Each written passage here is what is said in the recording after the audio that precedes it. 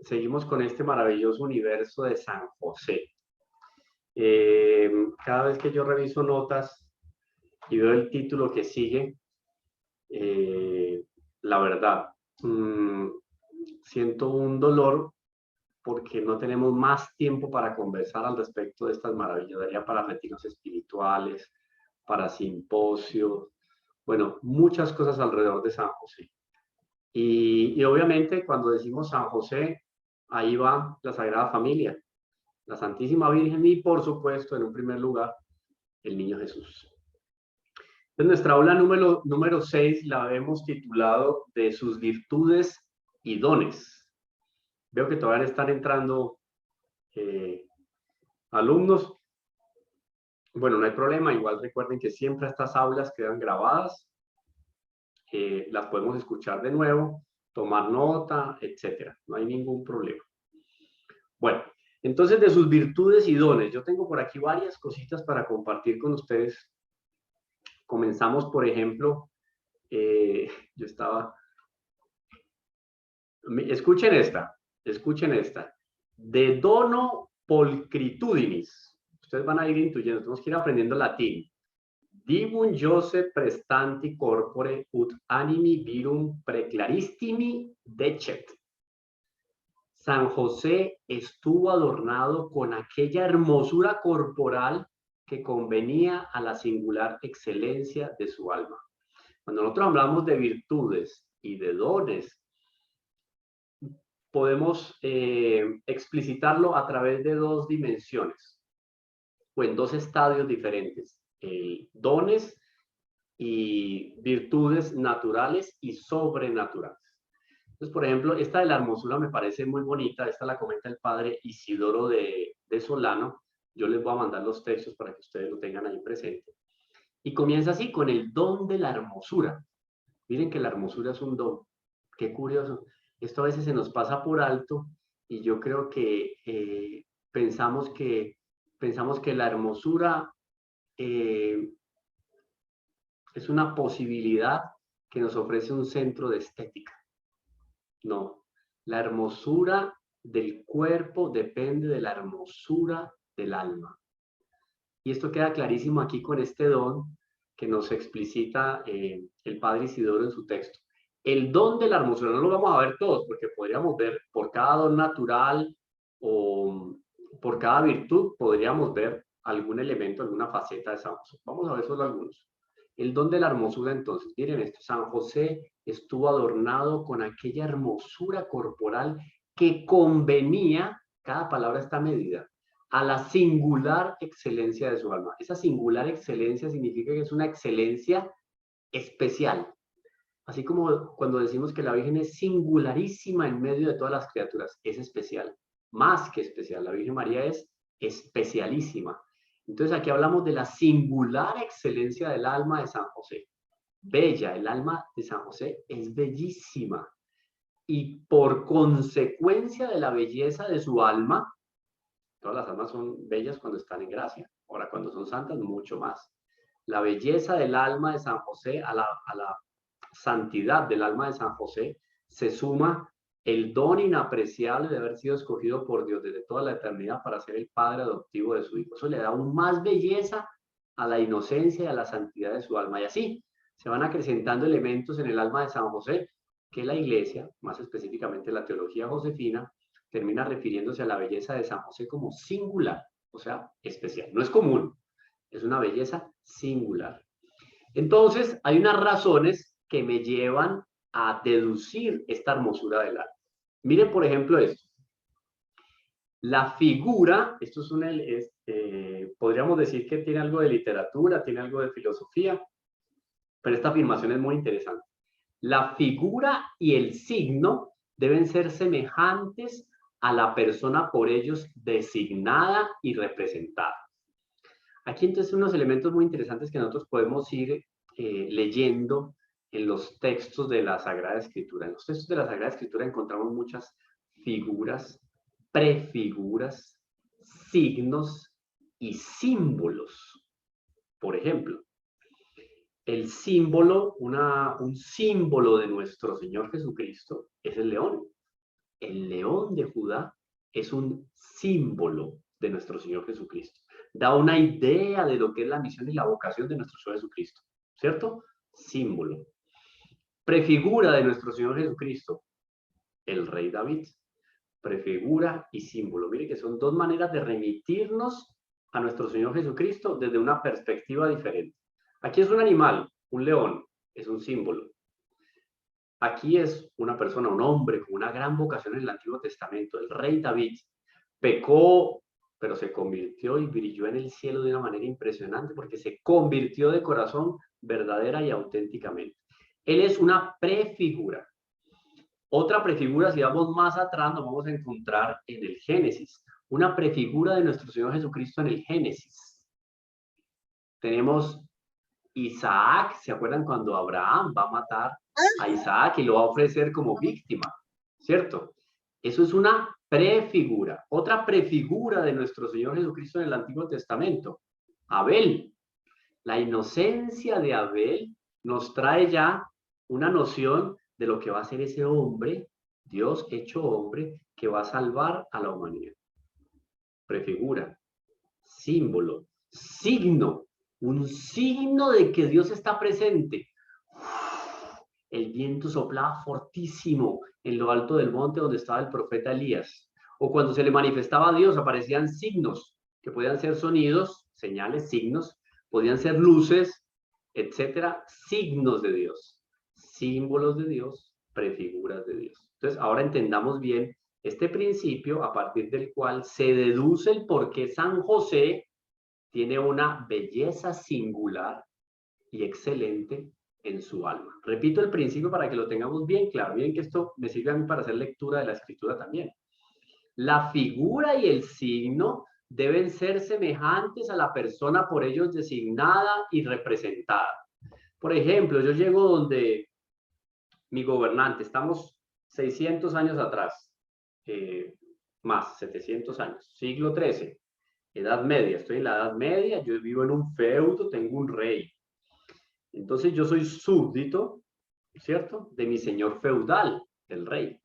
Yo admiro al rey porque el rey, antiguamente los que iban a luchar a las guerras eran los nobles, no era el pueblo menudo, eran los nobles. Y el que primero encabezaba la lucha y la defensa de sus tierras era el rey. Entonces yo admiro al rey porque el rey es un hombre guerrero, es un buen esposo, es un buen padre porque trata de una manera maravillosa a su delfín. El delfín, que es quien va a recibir el trono años después. Entonces es un hombre de admirar. Como yo lo admiro tanto, le voy a regalar un sapo y le voy a decir, este sapo te recuerda, porque es un símbolo de tu grandeza. Yo no le voy a regalar un sapo, porque el sapo, miren que el sapo o la rana o el renacuajo, lo que ustedes quieran, no es un símbolo del rey. ¿Por qué no es un símbolo del rey? Porque lo que refleja son pecados más que virtudes. Entonces el símbolo tiene que ser coherente con lo simbolizado. En este caso es ¿quién? El rey, que es un guerrero, es un buen esposo, es un buen padre, es un buen gobernante. Eso para que entendamos lo de los símbolos, que es muy interesante. El mundo está lleno de símbolos y a veces nosotros vamos dejando influenciar por los símbolos y son símbolos que me hablan a mí de lo feo, del pecado, de la pereza, del ordinario, de lo sucio, de lo oscuro, de lo traicionero. Y tengo que saber distinguir cuando es un símbolo que me habla de Dios, pulcritudinis, el pulcrum, la belleza, el esplendor de la belleza, y otra cuando son símbolos del mal, del pecado, de la muerte, del odio, etc. ¿Qué sería proporcional para yo regalarle a ese rey algo y decirle, yo te admiro y como te admiro tanto y quiero ser de alguna manera como tú, por eso te regalo esto? Yo le podría regalar, por ejemplo, un halcón. Entonces llego yo con mi guante aquí de cetrería y un halcón maravilloso así, el halcón mirando con esos ojos así, ¿no? Que enfocan a su presa. Es un halcón que está atento, es un halcón que tiene porte noble, saca pecho. ¿Se han visto que las aves, ese tipo de aves sacan como que pecho, tienen un porte muy interesante? Eso es otra cosa a yo regalarle un sapo al rey. No es un símbolo proporcional. Ahora miren la proporción que San José tiene con, escuchen bien, dice aquí, La figura y el signo deben ser semejantes a la persona por ellos designada y representada. Ahora bien, ¿cuántos en la Sagrada Escritura han prefigurado a San José? Miren las prefiguras de San José en el Antiguo Testamento. Abraham, José, hijo de Jacob, uno de los padres de las tribus, el mismo rey David. Y no quita que el rey David, siendo prefigura de San José, sea también prefigura de nuestro Señor Jesucristo. Es tal la grandeza de ese hombre, de su vocación, que obviamente, siendo prefigura de San José, termina siendo prefigura de nuestro Señor Jesucristo. Estos, como, digamos, algunos personajes del Antiguo Testamento han sido prefiguras de San José. Ahora, si ellos fueron prefigura, ¿cómo será lo prefigurado? O sea, ¿cómo será San José? ¿Cómo será la hermosura del alma de San José? Ahora bien, el cuerpo está ordenado al alma. Esto es muy importante. El cuerpo informa el alma. Yo tengo por acá, a ver si encuentro. No tengo. Bueno, es muy fácil. Yo creo que ya les había hablado de eso a ustedes. Ya les había conversado algo al respecto de eso. Un principio básico en la filosofía. La sustancia que informa al cuerpo es el alma. O sea, el alma termina por darle forma al cuerpo, más o menos cuando yo envuelvo la mano en un látex o la meto en un guante, mi mano es la que informa, o sea, la que le da forma al guante. O sea que el cuerpo está ordenado al alma. De modo que a un alma más noble, más bella, con una vocación más especial, le va a corresponder un cuerpo más perfecto. Esto es muy interesante. Y la belleza del cuerpo debe ser consecuencia de la belleza del alma. Pero ustedes me dirán, ay, por Dios, y tanto modelo, tanta modelo, tanto actor que sale por ahí, y dicen que es muy bello. Cuando uno va y ve a esa persona, está refugiada en las drogas, en el alcohol, en el disfrute de no sé cuántas cosas. ¿Cómo así que el alma está ordenada, el cuerpo está ordenado al alma? Si dicen que esos cuerpos son bellos, es porque nosotros tenemos que sacarnos de aquí. Tenemos que sacarnos de aquí un principio errado y distorsionado sobre lo que significa la estética. Una cosa es el gusto y otra cosa es la belleza auténtica. Muchos de los elementos que a nosotros nos han ido influenciando a lo largo de estos 2, 3 últimos siglos están relacionados más bien con unos conceptos deformados de la estética. Entonces, la estética hoy en día se dice que es bella simplemente porque es agradable a los sentidos. Y no. Una persona invidente, una persona que tiene algún problema físico por una discapacidad, etcétera, pero que tiene un alma bella porque practica la virtud, esa persona termina siendo bella. Porque cuando yo me encuentro con ella, yo veo un reflejo de Dios, que es el alma, porque el alma es virtuosa, y esa alma va a terminar permeando el cuerpo. De tal manera que por más que le falte un brazo, un ojo, las 2 orejas, lo que usted quiera, usted la ve y queda encantada porque es bella. Es una belleza que no solamente es agradable a los ojos o al tacto, sino que es una belleza que es agradable a mi alma. O sea que es una belleza que yo percibo con los ojos del alma. ¿Sí ven la diferencia de principio de belleza? No quiere decir, por ejemplo, que físicamente hablando, una Santa Teresita del Niño Jesús a los 13, 14, 15 años no fuera una niña bellísima, porque ella era físicamente y ahí estética, materialmente bella, ojos lindos y la nariz así respingadita, muy francesa y todo lo que usted quiera. Pero más que esa belleza física y material, es la belleza espiritual de una Santa Teresita del Niño Jesús. Una belleza espiritual de un padre Damián de Molokai. ¿Conocen la historia del padre Damián de Molokai? Pues tienen que leer la historia del padre Damián de Molokai. Misionero en Molokai, una de las islas cercanas a Hawái.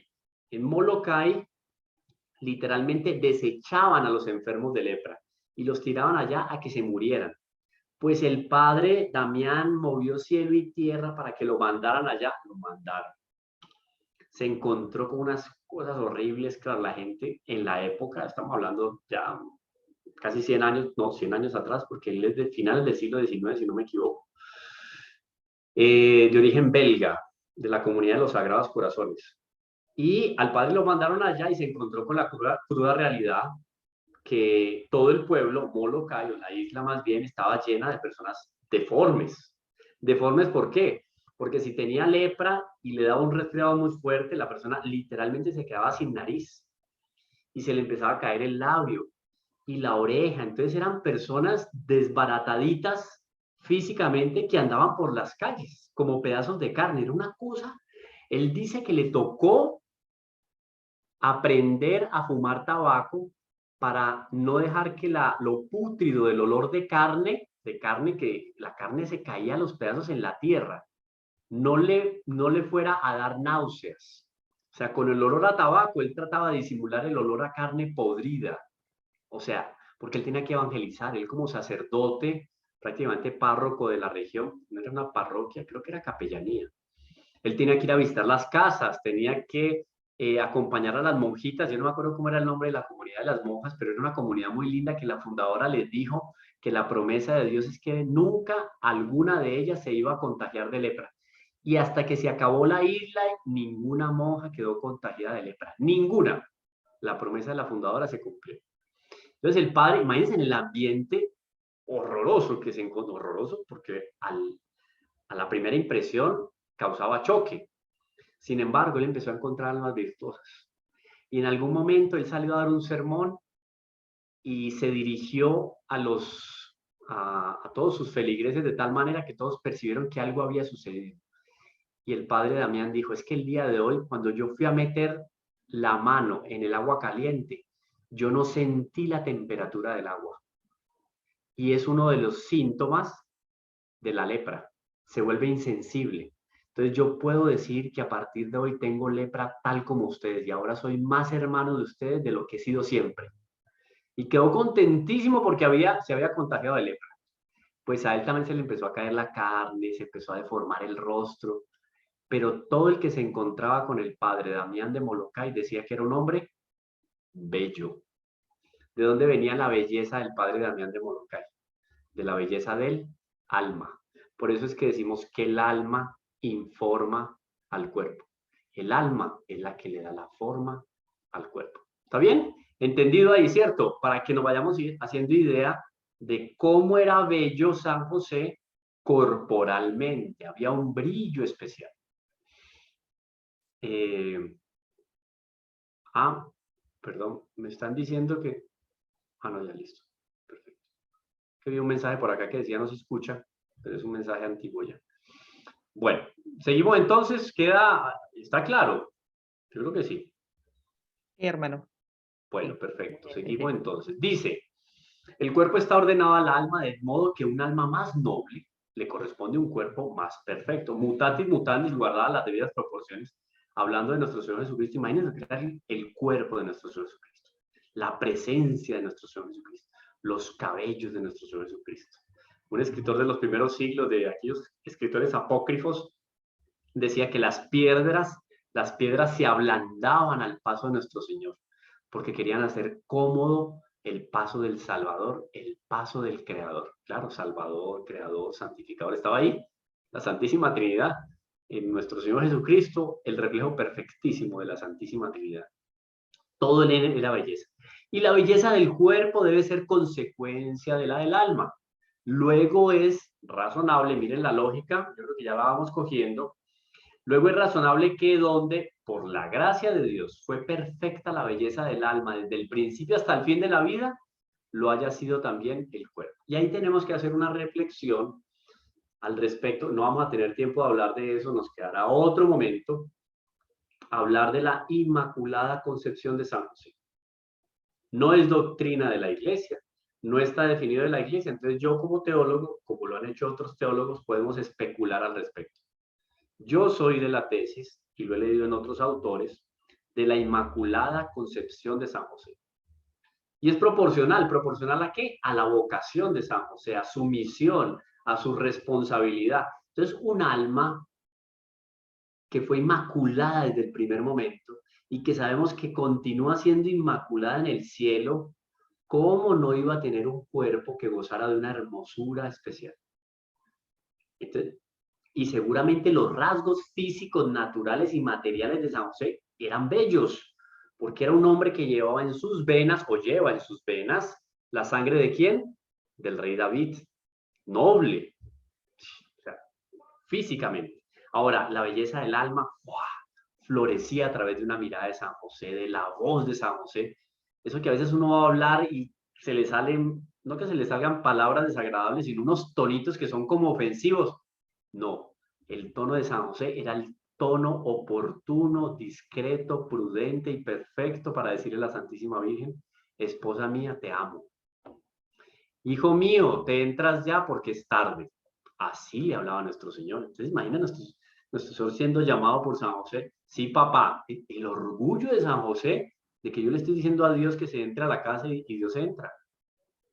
Así de sencillo. Pero la prudencia de las palabras, la melodía de la voz, la inteligencia en construir una frase. Hoy en día, infelizmente, los muchachos en los colegios, lo digo porque soy profesor, la mayoría de ellos gozan de un léxico o un vocabulario de 20 palabras y se acabó. No tiene más. Estos días estaba viendo un influencer católico muy interesante que saca videos así jocosos sobre la vida familiar y tal. Entonces, la mamá va donde un psicólogo porque quiere tomar unas clases de lenguaje moderno y empieza a decirle cómo al muchacho hay que decirle cuando va a salir a la calle, que está bien presentadito, ya es unas palabras medio raras, y me llama, entonces ya no es me llama, sino otra palabra, pues todo el lenguaje de las generaciones millennials, generación de cristal y tal, que se reducen a 10 o 20 palabras. Una palabra o un gesto. Eso es, para uno era dolor. Yo me pegaba en un dedo y ¡oh! Hoy en día es saludo. Yo estudié en Brasil, uno de los estudios que realicé en Brasil. En Brasil uno en la calle lo saludaba. Una cosa medio gutural. Uno decía, pero ahí no está diciendo nada. Dicen que la decadencia de un pueblo o la excelencia de un pueblo se mide por el lenguaje, la música y la comida. Evalúen un poco hoy qué hay de cultura en la mayoría de generaciones, de los años 80 y 90 para acá. La cultura de la hamburguesa y la Coca-Cola. Yo no voy a decir que no me como una hamburguesa, hay hamburguesas muy ricas, pero la limitación de la cultura gastronómica de ellos llegó ahí. Coca-Cola con una hamburguesa. De ahí para adelante, de ahí para abajo. ¿Cierto? La música, una cosa que uno escucha y uno no sabe ni qué significa ni para dónde va. Bueno, que uno escuchaba música para que la música le ayudara a uno a pensar, a inspirarse. Hoy en día, apágame esa música que... Y bueno, entonces, música, gastronomía y lenguaje que ya hablábamos. Todo limitado. Ahora imaginémonos los gustos de un San José, la manera de hablar de San José, la manera de cantar de San José, porque los textos originales dicen, por ejemplo, que los judíos de la época contemporánea a nuestro Señor, los judíos no rezaban los salmos, cantaban los salmos. Entonces imagina un vísperas de la Pascua en la Sagrada Familia, nuestro Señor Jesucristo entonando un salmo. La Virgen María entra y acompaña en una octava la voz de nuestro Señor Jesucristo. Y después entra San José con un barítono así súper afinado, 3 voces cantando los salmos. ¿Ustedes se imaginan lo que era eso? ¡Wow! Los ángeles, arcángeles, querubines, tronos, potestades, acostumbrados a los coros de los ángeles, bajaban a escuchar a la Virgen María, a San José y al Niño Jesús cantar los salmos.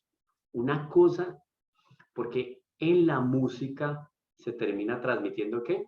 El alma de las personas. Cuando uno le va a decir a alguien que te quiero, te extraño porque murió, y hay palabras que, las palabras llega un momento en que se quedan cortas, ¿no? Uno dice, voy a poner una música, o voy a proclamar, o voy a declamar un poema, porque hay ciertas posibilidades que nos da la civilización que van más allá del simple hablar.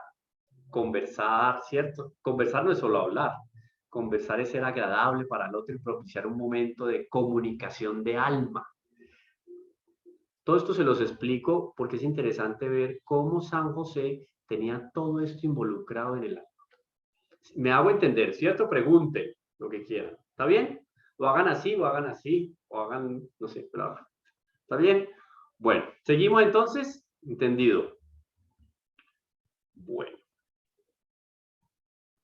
Además, otro principio que nos da elementos para fortalecer esa primera afirmación nuestra de la hermosura del cuerpo de San José. Además, la naturaleza es una fuerza intrínseca a las mismas cosas. Por eso, cuando no hay impedimento o error, todo ser engendra otro semejante así. José fue de la bella raza de David, lo que les decía ahora de la nobleza que él lleva en sus venas.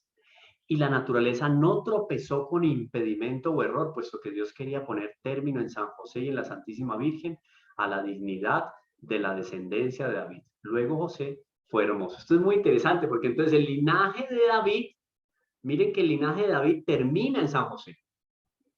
Claro, nuestro Señor no tuvo descendencia. Naturalmente hablando, no tuvo descendencia. Entonces, ¿dónde terminó la monarquía? La raza noble de David en San José. San José entonces es el reflejo de toda esa nobleza que está en el corazón y en la historia del pueblo de Israel. Él lo refleja, lo que decía ahora, en sus pensamientos, en la forma de trabajar. Ahora lo vamos a ver, por ejemplo, un don de San José, trabajador. Don natural, sí, trabajador, pero toda esa fuerza, símbolo del empuje, el empeño y la tenacidad del pueblo de Israel, lo tenía San José en su corazón. Eso le daba hermosura a su cuerpo. Bueno.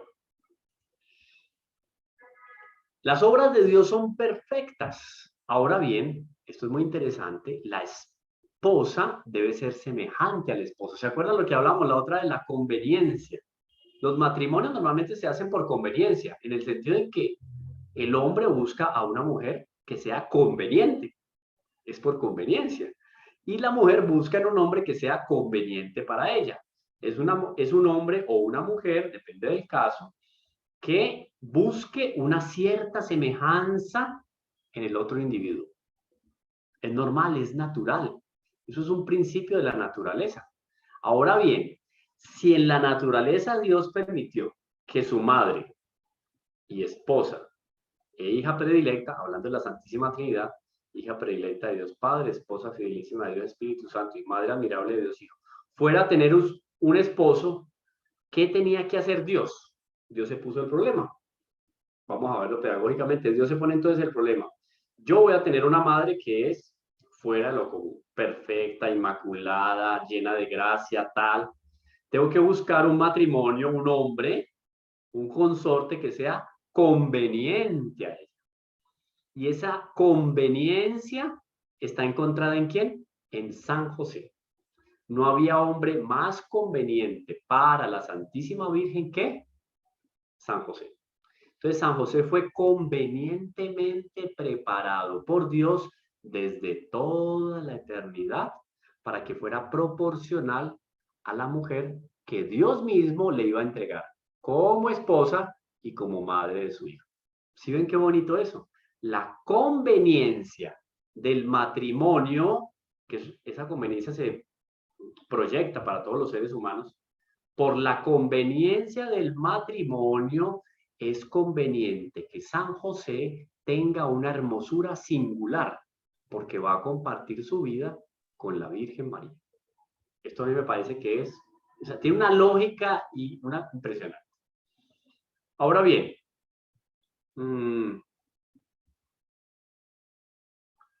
una sociedad bella y perfecta queda afeada por la deformidad de uno de sus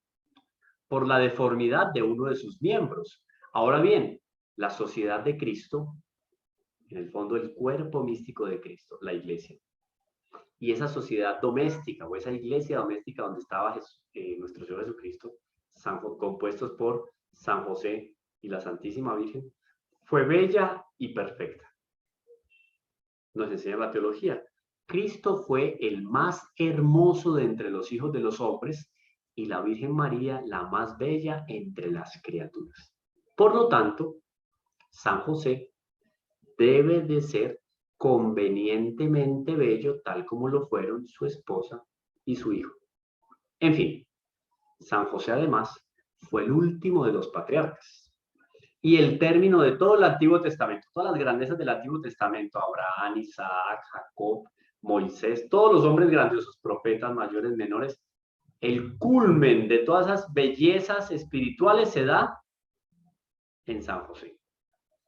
Debemos considerar entonces, por tanto, que es hermoso para que no pueda decirse que la belleza de las cosas divinas había descendido hasta la deformidad. Al contrario, fue en un increciendo, así, elevándose, elevándose, elevándose las grandezas hasta que llegan y se depositan en San José, esposo putativo, padre adoptivo o putativo de Jesús y esposo de la Santísima Virgen. Bueno, y vamos a otra. Les hago la apertura en latín.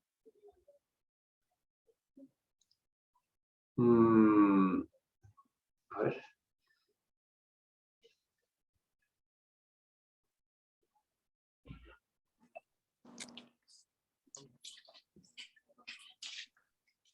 El don, otro don, el don de la virginidad. No, no sé. ¿Perdón, una pregunta? No. Bueno, el don de la virginidad. Entonces, vimos un don, el don de la hermosura, que puede ser catalogado natural o sobrenatural, depende de la perspectiva en la cual se lea. Aquí la virginidad también tiene dos perspectivas. Por ejemplo, María Magdalena no fue virgen en cuerpo, pero fue virgen en alma. De tal manera, la conversión de ella fue radical y total, que la Iglesia hoy por hoy la venera en el catálogo de las vírgenes, porque ella restauró su inocencia. Al restaurar su inocencia, restaura su virginidad interior. Los teólogos prueban con razones y con la autoridad de los santos, obviamente estamos hablando aquí de los padres de la Iglesia, etcétera, padres apostólicos, que San José debió ser realmente virgen y que haría el voto de corazón y de palabra, pero condicionalmente. Claro, la vida de la entrega de la virginidad completa en la vida religiosa, ese estilo de vida no existía en el ámbito judío, del pueblo judío. Entonces, San José, Nuestra Señora y San José terminan siendo la excepción al contexto israelita y ellos ofrecen su virginidad a Dios. Pero es una virginidad condicionada, en el sentido en que ellos siempre colocan por delante la voluntad de Dios.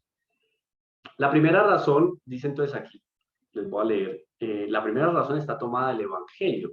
Dice simplemente que José fue justo y por tanto casto. Además tuvo por esposa la bienaventurada siempre Virgen María. Luego él fue también siempre virgen. Lo fue antes por conveniencia. Miren estas palabras que se vuelven como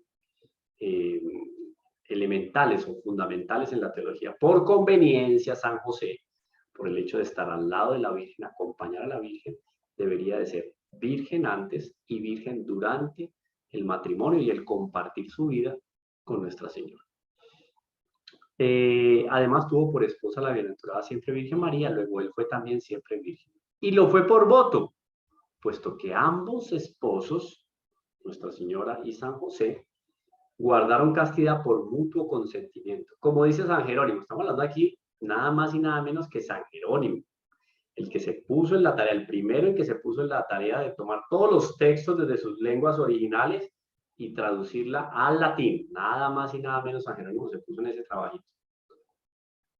Dice San Jerónimo, dice que la Santísima Virgen había consagrado su virginidad a Dios.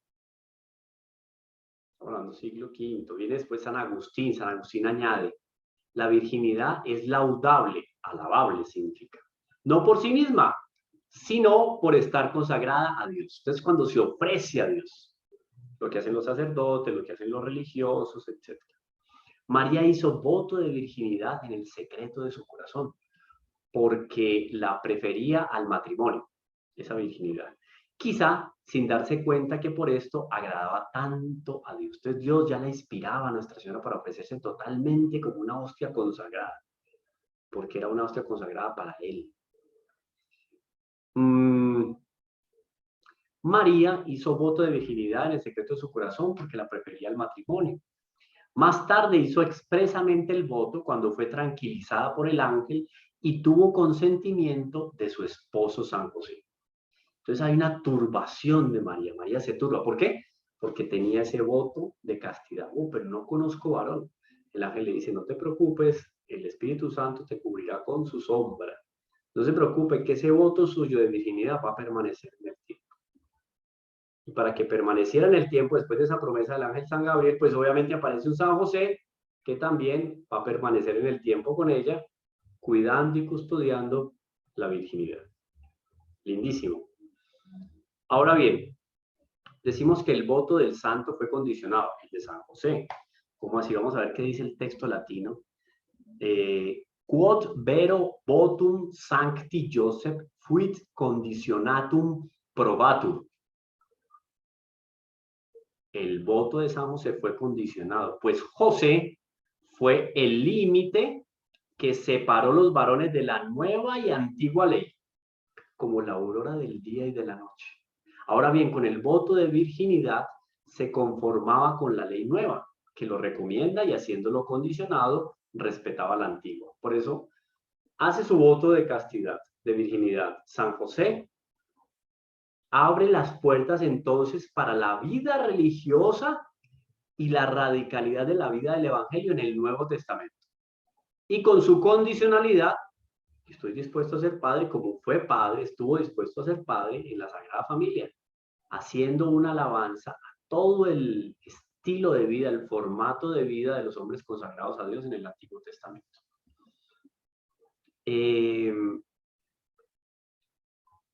Una segunda razón en favor de la virginidad de San José: convenía que las personas más íntimamente unidas a la humanidad de Jesucristo fuesen vírgenes, como lo fueron la Santísima Virgen, San Juan Bautista y San Juan Evangelista. Pero qué interesante.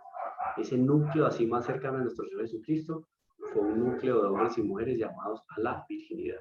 Y San José estuvo más íntimamente ligado a la humanidad de Cristo que ningún otro hombre, más que San Juan Bautista, más que San Juan Evangelista. San José, por lo tanto, era conveniente que San José viviera plenamente el don de la virginidad. Otra razón más: José recibió el don de la paternidad más noble que haya existido.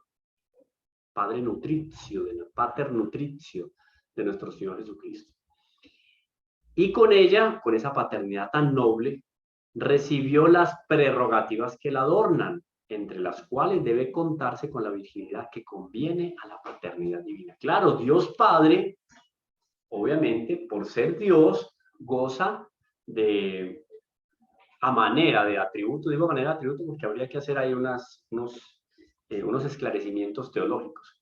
Pero hablar de virginidad en su grado perfecto, máximo, y como iluminador de los que van a consagrarse a la virginidad, Dios Padre. Dios Padre es Padre, pero es virgen. Entonces, a manera era conveniente que a la misma manera de ser Padre, Dios Padre, fuera San José Padre en la Sagrada Familia. ¿Sí ven qué interesante cómo todo se hila y todo tiene una relación con el Antiguo y Nuevo Testamento y con la doctrina de la Iglesia? O sea, aquí nada es porque suena bonito para San José, no, tiene una justificación y tiene una lógica. Vamos bien hasta ahí, ¿cierto? Vamos andando. Bueno.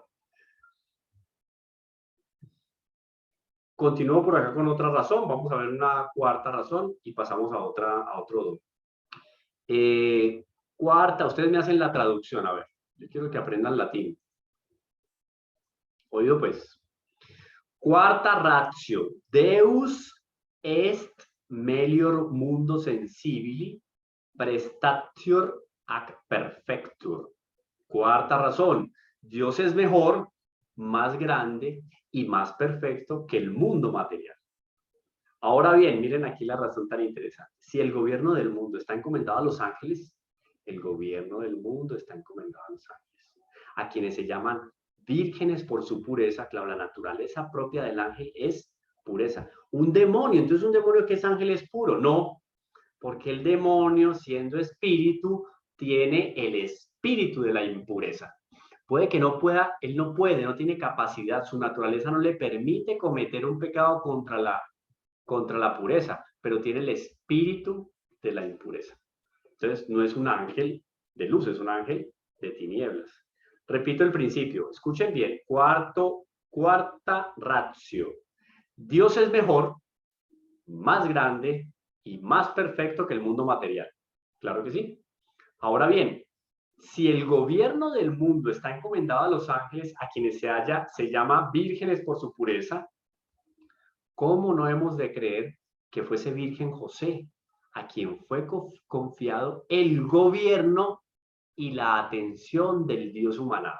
O sea, si aquellos que gobiernan como ministros de Dios el mundo material, las estaciones, el movimiento de los astros, el movimiento de la materia aquí en la Tierra, esto y lo otro, aquello, la ley de la física, la ley de la química, todo eso, administrado y vigilado de manera especial por los ángeles. Vigilan el mundo, administran el mundo material. Y son vírgenes. Dios lo hizo proporcional. Esos gobernadores son vírgenes con respecto al mundo material.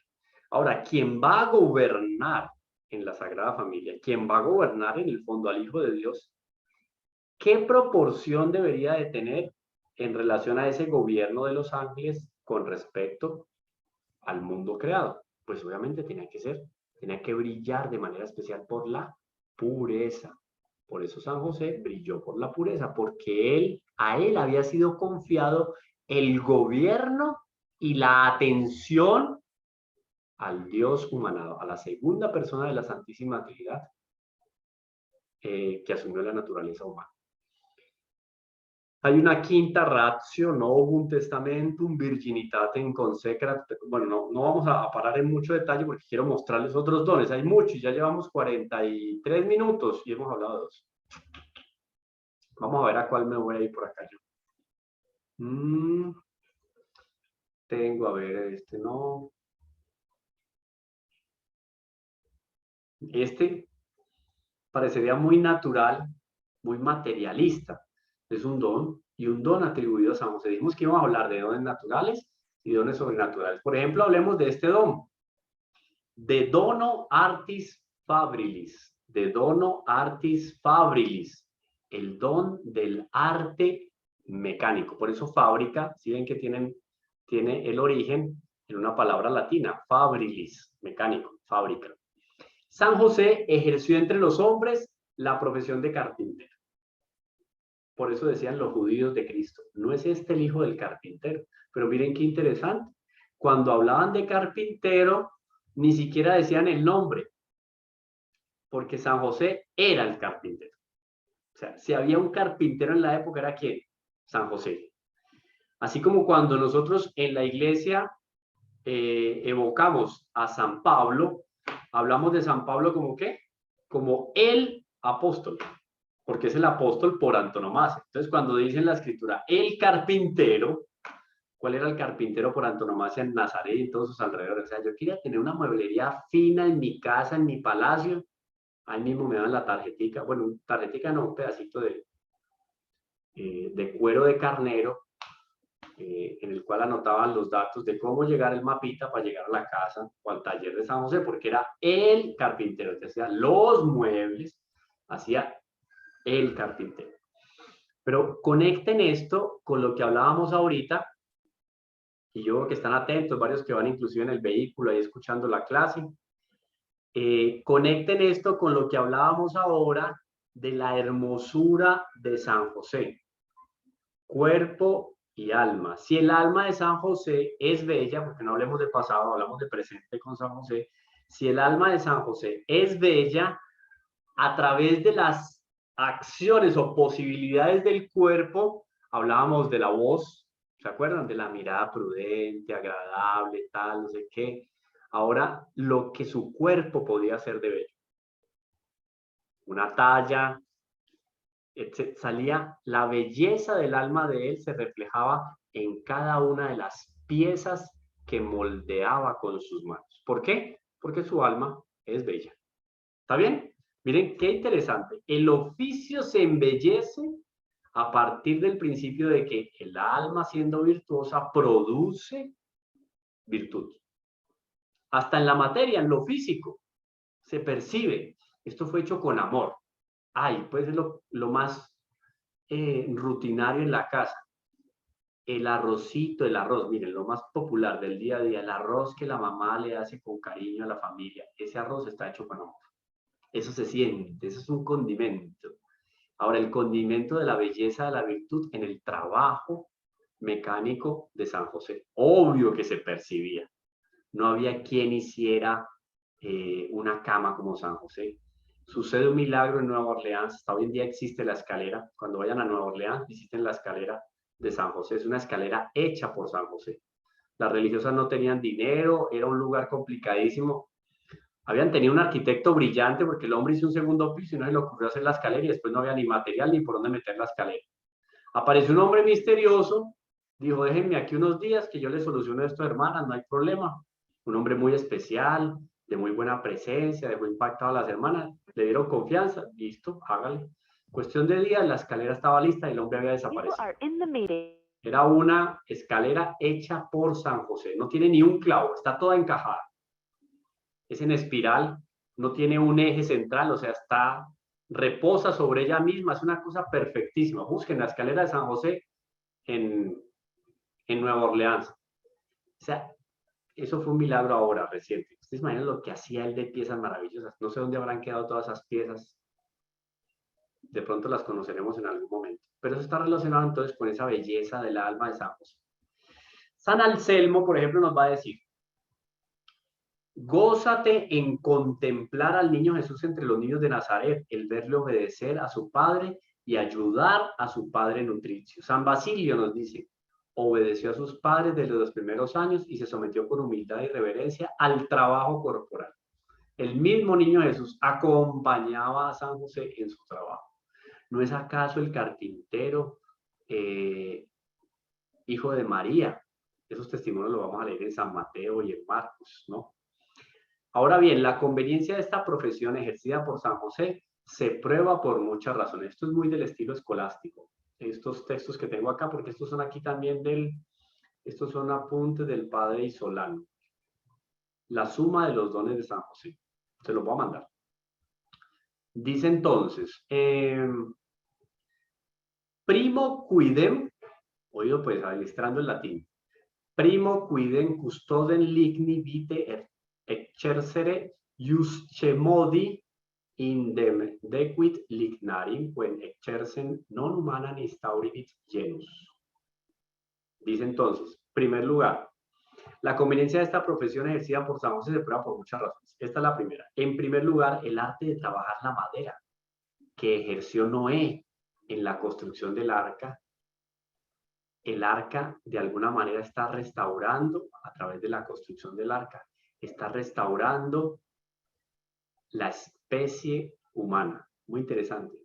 El trabajar la madera de Noé es una manera de evocar el restaurar la especie humana por parte de Dios.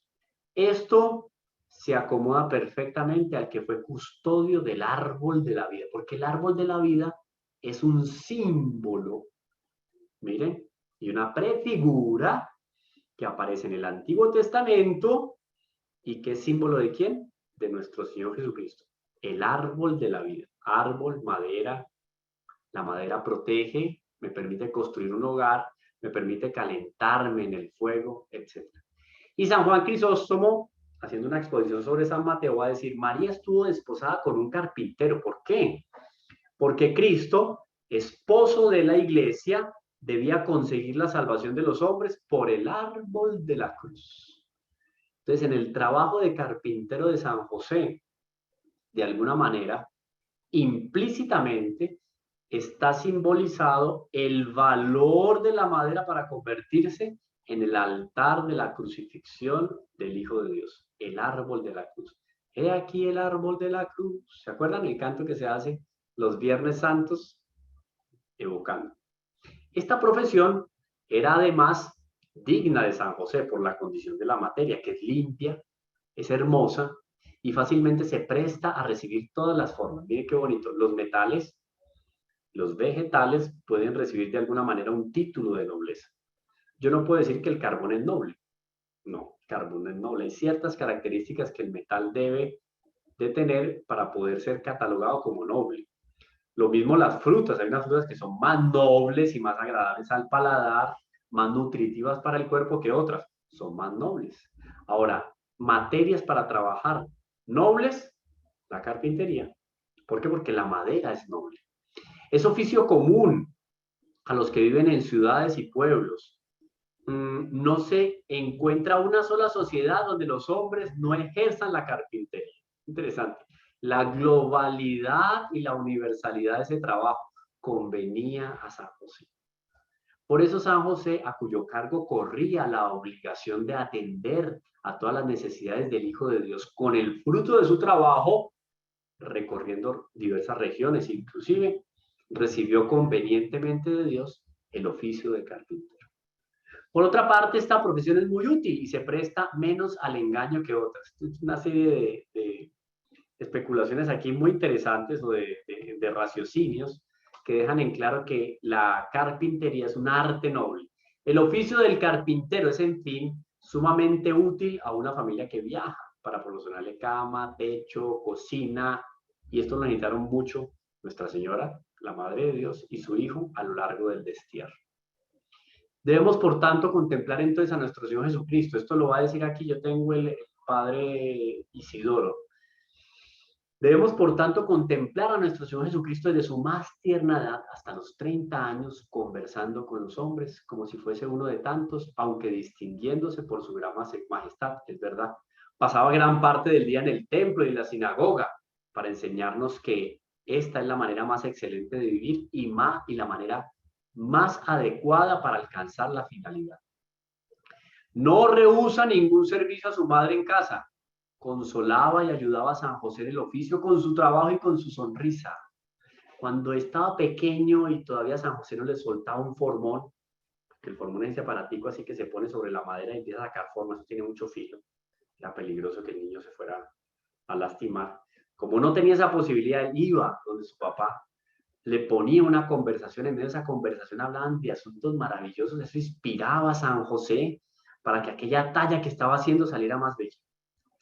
El niño Jesús le cantaba unos salmos. El niño Jesús, siendo Dios, tenía la capacidad de componer músicas. Empezaba quizás a silbar, le aplaudía al papá y le recordaba músicas de niño, que él como Dios sabía que como niño a su papá le habían gustado y le habían protegido en medio de la soledad.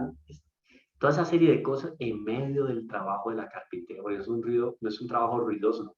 Es un trabajo que se presta para hacerlo en la tranquilidad, en el silencio, en la meditación. Le ayudaba a San José con su trabajo y con su sonrisa. ¿Cuántas veces mientras San José trabajaba le diría a Jesús, miren nuestro Señor Jesucristo lo que le decía: amantísimo Padre, por estos trabajos te daré un premio eterno. Mis elegidos tienen que soportar en este mundo duros trabajos y sufrimientos para poderme servir. O sea, el mismo nuestro Señor alimentando el entusiasmo y la esperanza de San José a partir del trabajo de la carpintería. San José no se quedaba callado. Y San José, mirando a nuestro Señor, que ya estaba en la adolescencia y sentado en una sillita que él había hecho justo a la medida de nuestro Señor Jesucristo, San José le responde: oh hijo mío, oh Altísimo, solo la suavidad de tu voz recompensa suficientemente todos mis trabajos. Tu voz tiene una dulzura incomparable y tus palabras son más dulces que la miel. Oh, si me fuera posible dar a conocer a todos los hombres la grandeza de tu majestad y de tu divinidad, te levantarían templos y altares, pero hacer tu voluntad divina vale más que todos los sacrificios.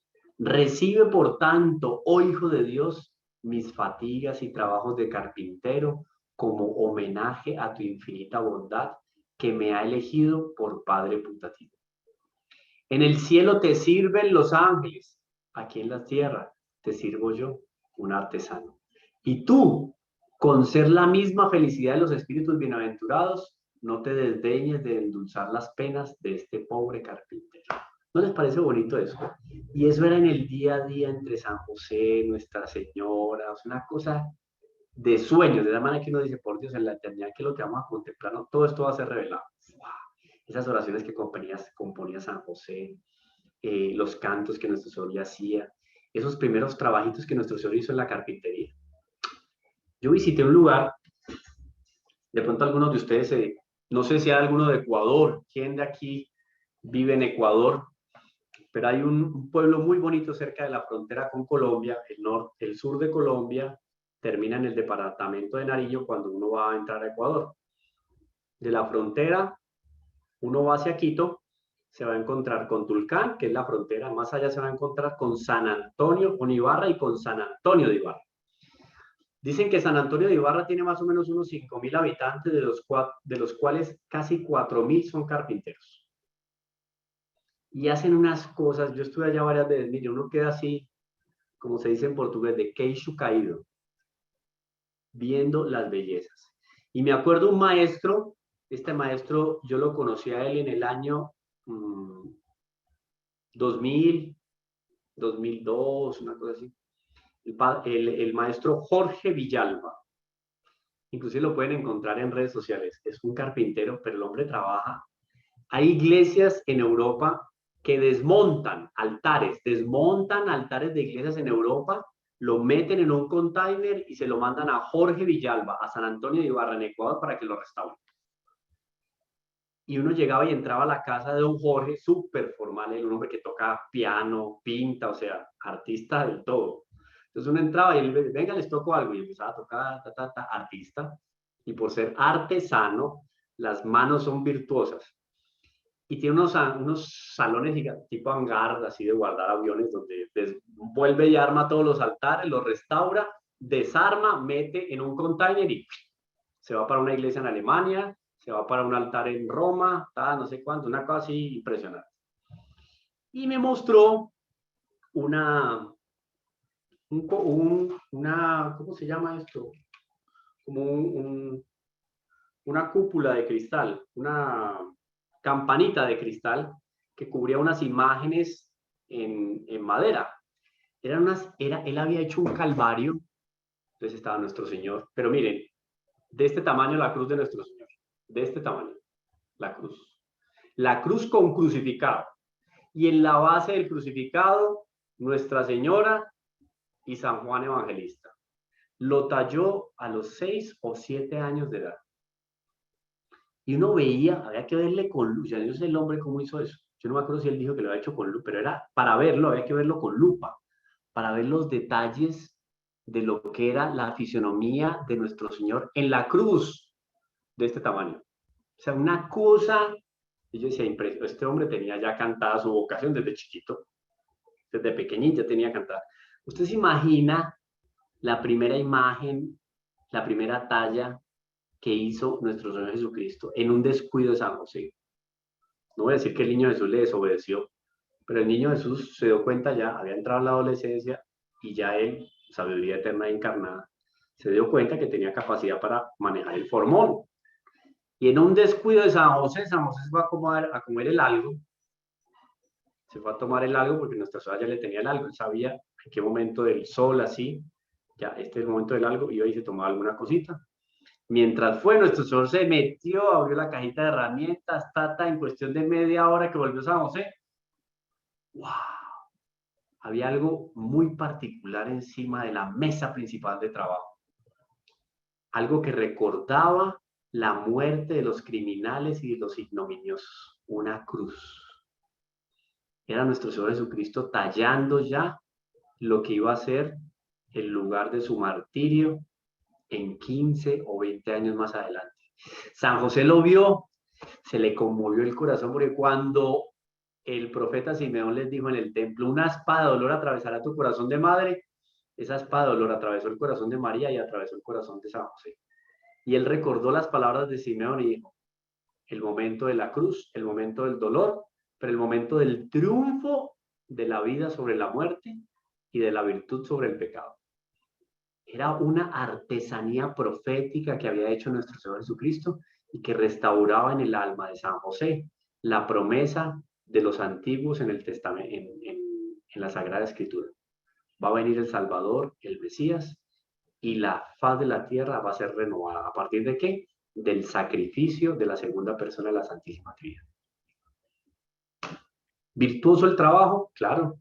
A partir de lo que el alma vive, el cuerpo lo manifiesta. 7:01. ¿Qué dicen nuestros moderadores?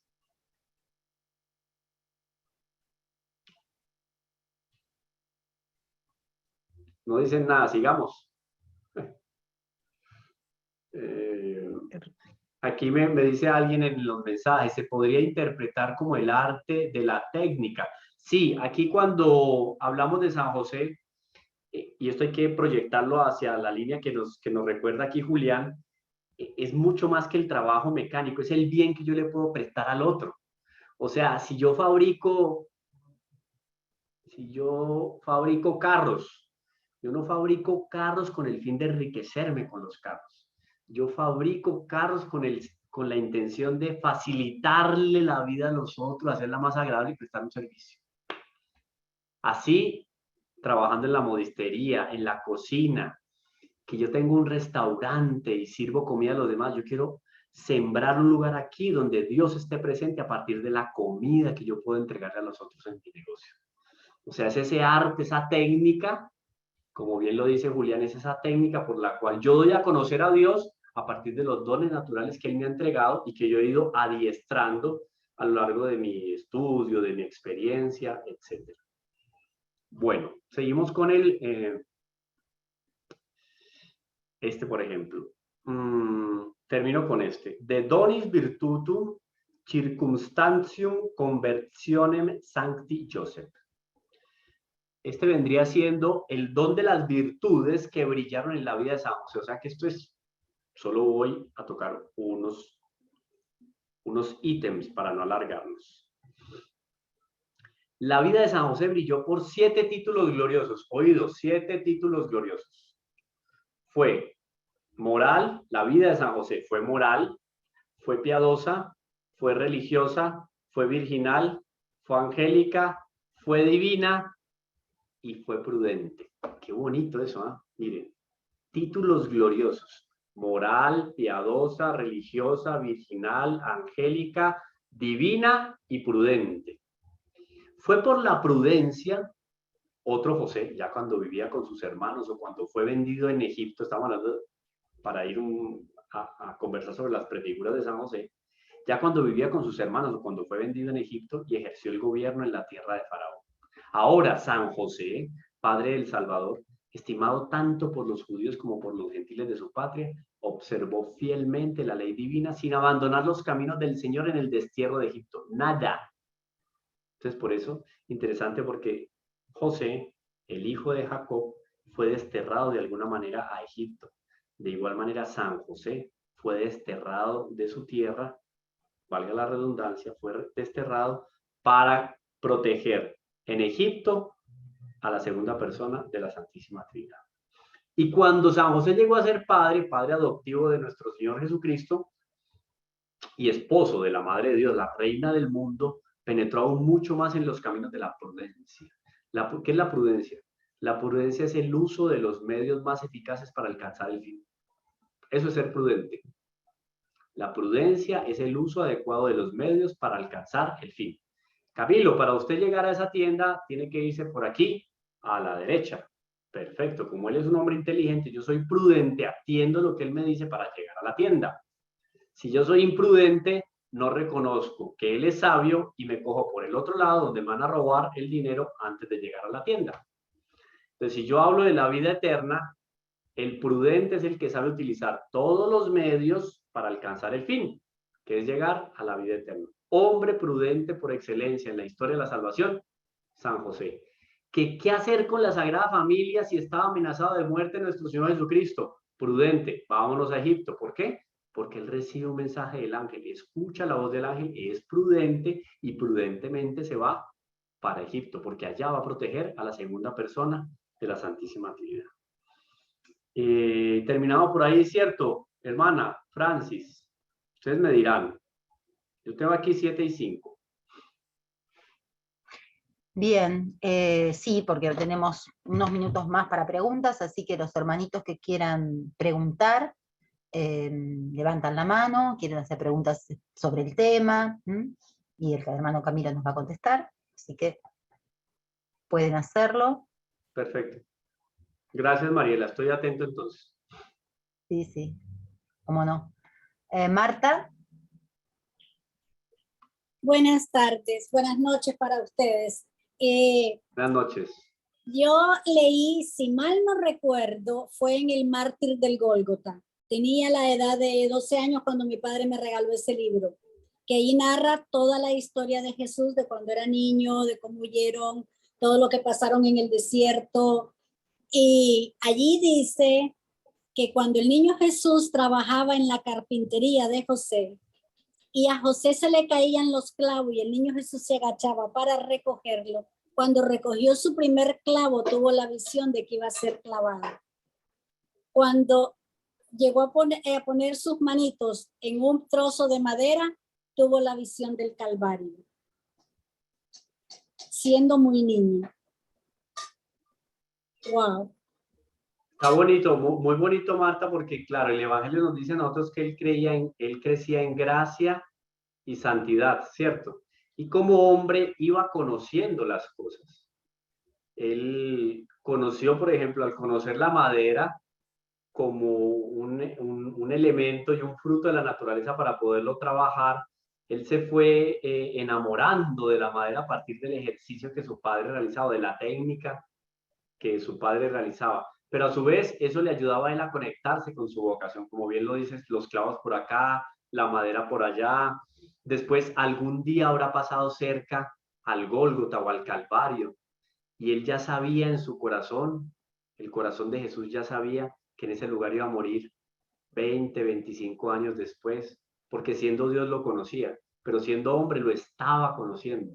Entonces él iba hilando todo lo que recogía en su experiencia y lo unía a su vocación. Pero si había algo que le mostraba de manera más especial cuál era su vocación, era cada gesto, cada actitud y cada palabra de la Santísima Virgen y de San José. Alimentaban en él su vocación y le mostraban, le consolidaban hasta donde tenía que llegar por la salvación de todos los hombres. Gracias, Marta. Sí, la Virgen se acercaba a él y dice que lo abrazaba y le decía, mi niño, todo va a estar bien, mi niño, todo va a estar bien. Bonito eso, lo consolaba.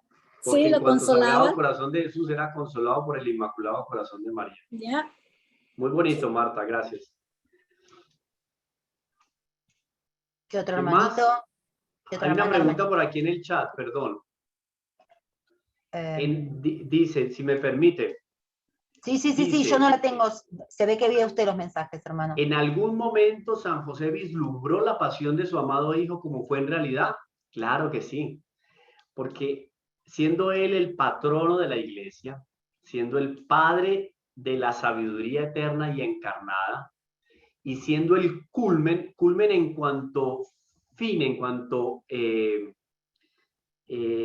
cuanto auge del profetismo del Antiguo Testamento, viendo al niño Jesús ya en el momento en que fue colocado en su primera cunita, ahí en el brevadero del pesebre en Belén, San José percibió la vocación de nuestro Señor Jesucristo. Obvio, porque cuando él recibe el legado de ser padre de Jesús, es padre del mayor tesoro de la Santísima Trinidad que fue puesto en medio de la tierra. Y él le fue entregado un panorama en el cual él comprendía perfectamente hasta dónde iba a llegar ese hijo y hasta dónde él llegaba como padre para colaborar a la finalidad del hijo. Y eso nos da una idea, me lo permite Marisa con esta pregunta, nos da una idea de lo que papá y mamá pueden lograr hacer en la casa. Tienen un papel profético para discernir, o sea, distinguir la vocación de los hijos y encaminarlos por esa vocación y ayudarlos a llegar allá, a la meta. Si eso es para un padre y una madre del común, mucho más para San José en relación al niño Jesús. Entonces sí vislumbró la vocación y la pasión de nuestro Señor Jesucristo. Bien, y la última pregunta me parece que por el tiempo va a ser la de Diana Patricia. Sí, buenas noches. Yo solamente le quería preguntar, ¿cómo se llama el libro que usted sigue para si se puede conseguir? Es que tengo varios, pero este, por ejemplo, que contemplamos el día de hoy, y yo les Sí. mando las páginas, les mando las copias de las páginas. Es del padre Isidoro de Isolano, de la Suma de los Dones de San José. Ok, gracias, muy amable. Con mucho gusto, yo les pongo siempre el PDF ahí para que ustedes lo tengan en cuenta. Se mandan el WhatsApp o yo pongo el link también ahí en los videos para que todos Sí, tengan siempre, acceso a esos textos. siempre está, solo que me gustaría mirar si puedo conseguir el libro. Seguramente es un libro antiguo, pero se puede conseguir por ahí, sí. Bueno, muchas gracias, muy amable. Feliz Un gusto, noche. Diana. Lo mismo. Bueno, hermanitos, si todos están, ¿hay alguna otra pregunta? ¿Así? Marisa. Ah, no, está saludando Marisa. Está bien, está poniendo la Ah, mano. Francis tiene una pregunta. A ver. Francis Guerrero. Sí, buenas tardes. Yo quiero preguntar qué pasó o si hay algo que se sepa qué sucedió en Egipto con José, bueno, con la familia. Hay Ese es ciertas revelaciones. Eso no es doctrina de la iglesia, pero digamos que algunos evangelios o textos apócrifos y algunas revelaciones nos hablan al respecto del trabajo, la misión apostólica de la Sagrada Familia en Egipto. Doy el panorama general para que se hagan una idea. Dios, así como le dio la vocación a los hombres, a Francis le dio una vocación específica. A todos los hombres que sean santos. Pero hay una vocación específica para Francis, una específica para Lola, otra para Soledad, para María Auxiliadora, etcétera, etcétera. A cada uno una vocación específica. A los pueblos también, a las naciones. Por ejemplo, pueblos de la antigüedad, hablemos de Israel. Israel brilló entonces, ¿por qué virtud? Explicitar la teología, la relación y el concepto de Dios, la teología. La filosofía brilló en los griegos, ¿cierto? La jurisprudencia y la política brilló en los romanos. Ahora, los egipcios, parece ser que los egipcios tenían un conocimiento especial de la naturaleza. Por eso cuando uno va y se encuentra con las pirámides de Egipto, ellos lograron de alguna manera realizar unas verdaderas construcciones que rompieron los esquemas en la antigüedad, a partir de que del conocimiento que tenían de la naturaleza. El manejo, por ejemplo, de los minerales. Dicen que, yo me acuerdo de un libro, esto me lo contó un profesor que tuve de teología, que una tesis que tenía al respecto de los egipcios era que como todo ese legado de la sabiduría había sido entregado a Adán y Eva y se fue perdiendo con el paso de los tiempos, a su vez la descendencia de Adán, cada uno fue teniendo como que un destello de esa sabiduría de Adán. El destello de la jurisprudencia cayó entonces en los romanos, el destello de la filosofía cayó ¿en quién? En los griegos, el destello de la teología dije yo, en los hebreos, en el pueblo judío. Y ese conocimiento de la naturaleza recayó en los egipcios, en el pueblo de los egipcios. Y este autor que escribía, era un autor judío que escribía sobre los egipcios, decía que ellos llegaron a ser capaces, a partir del conocimiento de esto, de los minerales, miren, esto es una matista muy linda, de los minerales, ellos podían producir la ingravidez en la materia. De tal manera que podían levantar grandes pesos con un mínimo esfuerzo. ¿Por qué? Porque conocían la naturaleza, pero por ese mismo conocimiento de la naturaleza se supone que ellos debían remitirse ¿a quién? Al creador y no a la criatura, pero ellos se quedaron en la criatura. Entonces empezaron a adorar animales, piedras, se quedaron ahí y no se elevaron. ¿Está bien? Y por ese quedarse ahí en la materia, empezaron a tener una adoración al demonio muy encarnada en su corazón. De tal manera que cuando la Sagrada Familia se consolida en lo que hoy conocemos como Israel, la cuna del satanismo en la época era Egipto. Entonces, era conveniente que la Sagrada Familia, por las circunstancias, huyera a Egipto a exorcizar Egipto de la acción del demonio. ¿No se escucha, Francis? Muchas gracias, muy amable, que está buenísima la explicación. Por eso tuvo esa misión de llegar allá.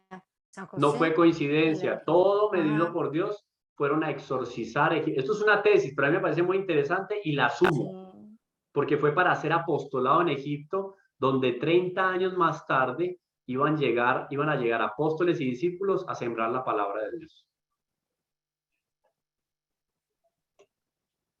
Bueno, Camilo, la verdad que no, me da un poco de miedo extenderme porque tengo miedo que de golpe se corte la sala de Zoom porque la quieren La otra necesitan clase, sí, claro que para sí, otro. no, Así que eso obvio. Nubia y Carls le pedimos que anoten las preguntas y la clase próxima les damos la palabra a ustedes primeras, ¿sí? Estamos en Bueno, deuda. Camilo, estamos en deuda, sí, sí. Camilo, si usted quiere hacer el cierre de la clase de hoy, con mucho gusto. Claro, claro que sí. En nombre del Padre, del Hijo, del Espíritu Santo. Amén. Si quieren, activen los micrófonos y rezamos juntos.